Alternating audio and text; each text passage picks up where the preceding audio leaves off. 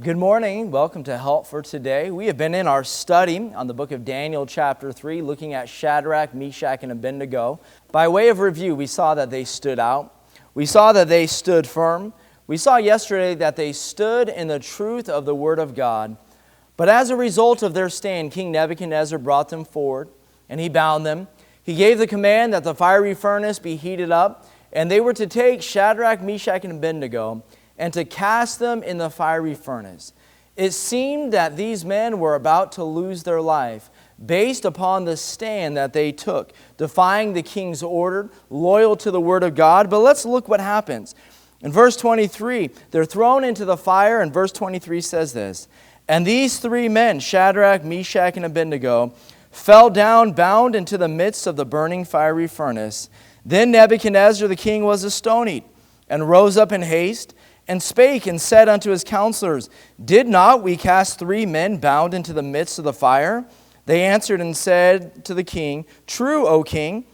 He answered and said, Lo, I see four men, loose and walking in the midst of the fire, and they have no hurt. And the form of the fourth man is like the Son of God." This one gets me the most excited when I think about their stand.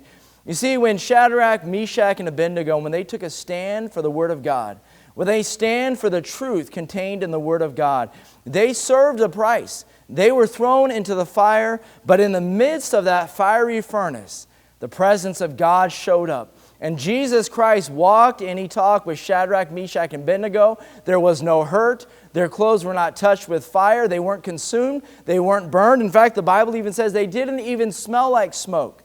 I believe the truth is that when we stand for Christ, Christ is standing with us. One of the greatest promises that we have in the New Testament is found in Hebrews, that Christ will never leave us nor forsake us. Can I remind you that when you stand, you may feel like you're standing alone.